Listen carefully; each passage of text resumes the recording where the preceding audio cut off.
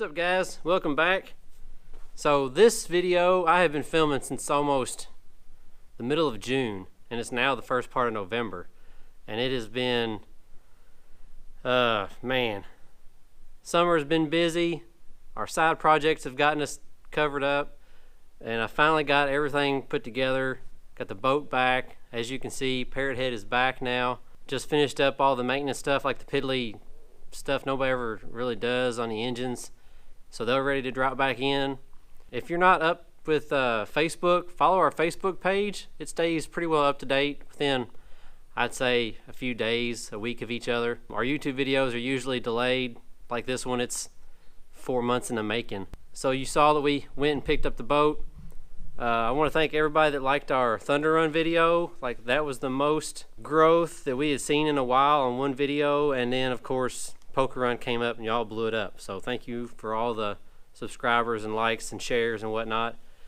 And hopefully we'll be able to get rolling on this probably once it gets cold and grass mowing and that sort of thing dies down. If you didn't notice, we did get a new ride.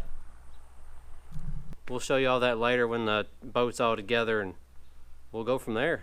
So enjoy the video and stay tuned till the end, and we'll do a walk around on Parrot Head. In this video, we're gonna go to, it's actually Friday, July 16th. I took this week off from work. I actually had to put my vacation in the year prior, and I thought, middle of July, I will, should have my trailer back, should be able to re-rig the boat, get everything ready, hopefully have the boat ready to go out in like maybe August or something like that. Let's step out here and I'll show you what we got.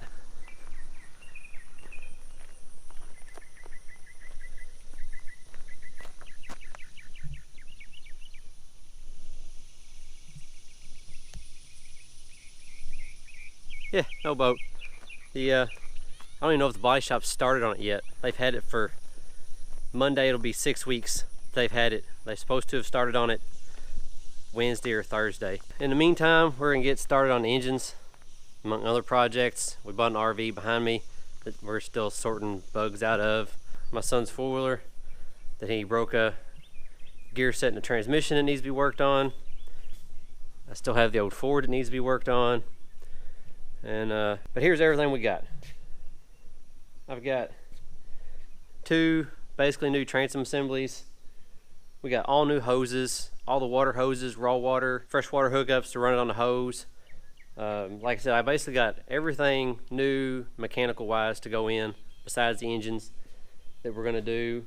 And I'm gonna go through some of the maintenance stuff on the engines. I'm not gonna bore y'all with like all the how-to crap, but I do want to show some of the things that probably get overlooked, because most of the time when somebody's boat breaks down, it's not because of a pure mechanical failure. It's usually due to lack of maintenance, piddly stuff that usually gets overlooked.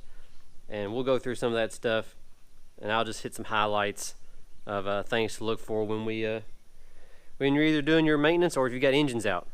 So let's get into it. All right, so for yearly maintenance on the boat, I will normally replace the raw water impeller. Every year I'll replace the impeller, which is kind of overkill. We really don't put enough hours on it to probably justify it.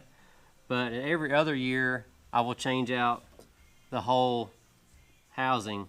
The 500 EFIs I've got and the 502 mags I've had before just use the plastic housing. You can usually find these pretty cheap. I mean, I think I paid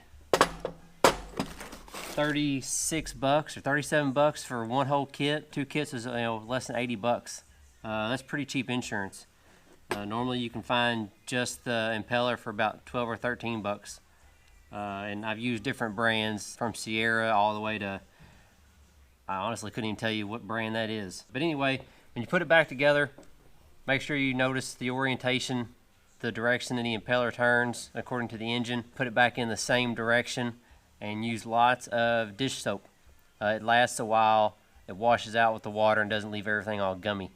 Also, on a 500 EFI, now I'm not for sure on like the earlier versions, the HPs or the supercharged SCs, the raw water pump is actually lubed with gear oil. And what happens is, since it has a fuel pump on top, it will get washed out over a season or two with fuel. Fuel will leak by the seals in the pump down into the raw water pump and the lift itself. So if you have never taken your pump off and changed it or dumped it out, I highly suggest it. This has only got maybe 5 or 6 hours of runtime on it, and we will see how bad this is. I can smell the gas already.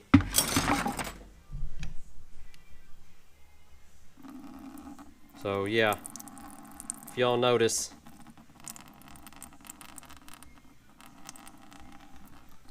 there's a lot of gas in there. That used to be 90 weight. It's pretty much something you should do every year, at least on these. It's good insurance.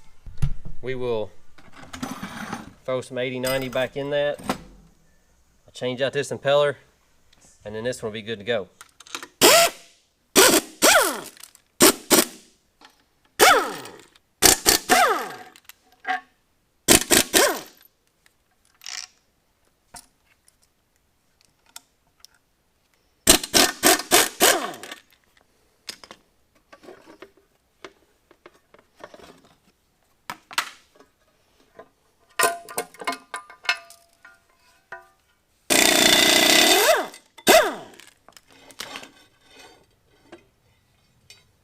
This coupler actually looks to be in pretty good shape, so we'll probably keep this one just as a spare. The other one was pretty well wore out, so it gets trashed and scrapped.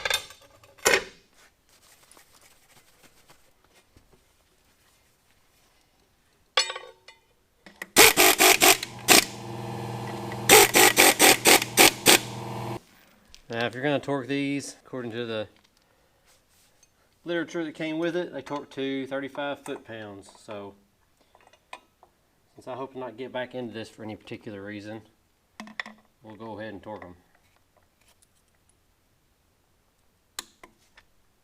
And while you're in here, make sure you go ahead and check the flywheel. Of course, you probably should have done that before I put couplers on it, but for future reference, make sure all the teeth are good.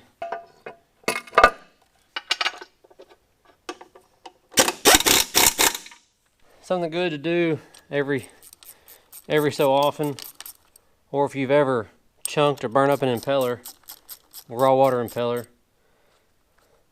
take these caps off your oil cooler, because there's a pretty good chance that most of your impeller is in there. I changed these out the season prior to having the accident, so the other engine wasn't bad.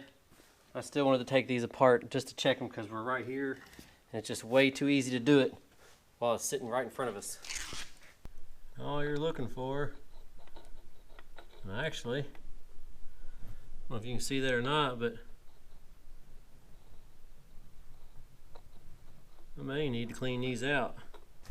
If you have a piece of brazen rod, that usually works good for this. A long piece, real narrow, less than 1/8 of an inch, it works good. Or if you have the custom coat hanger, we'll use it instead.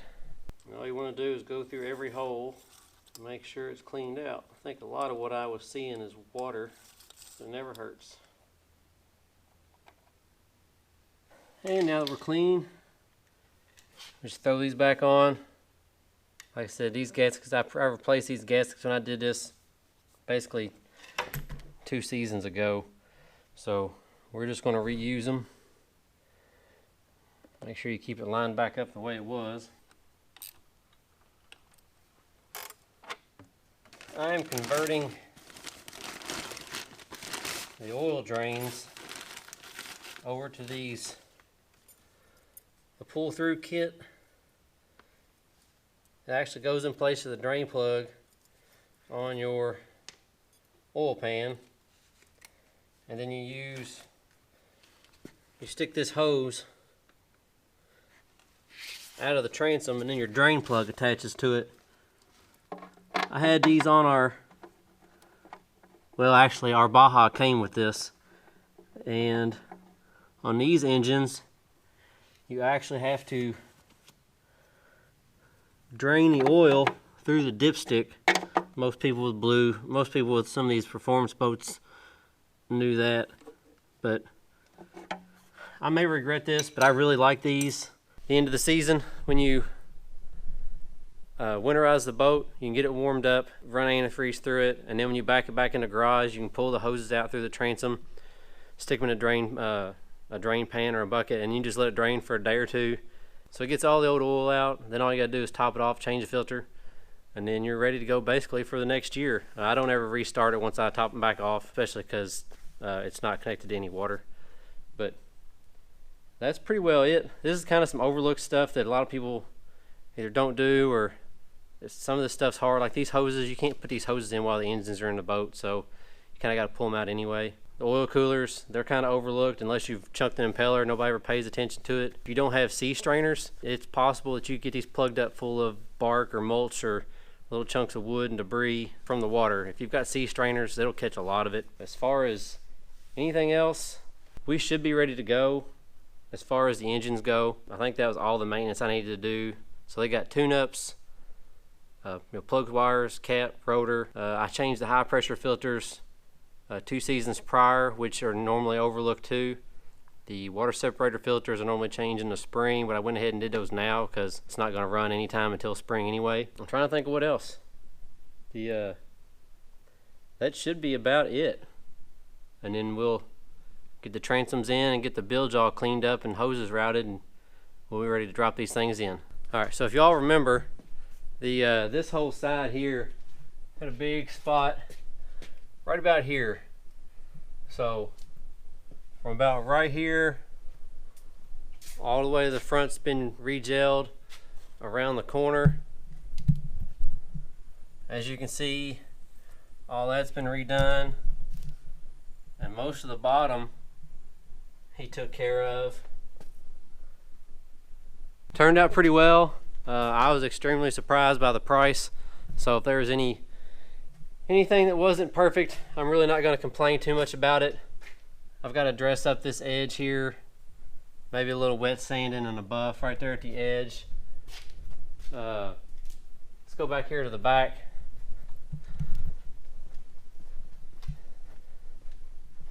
And hopefully there's enough light back here that you all can see. It is actually completely white. They fixed all that and then re-gelled the whole back, and it hasn't looked this good since, well, never since we've had it. It's always been kind of a brown color that was stained, and I never bothered to wet sand and buff it all out. So, but now it should be good. Yeah, so we're ready to get this thing back on the water. And a quick peek at the truck. Now I have the option to go on a bigger boat.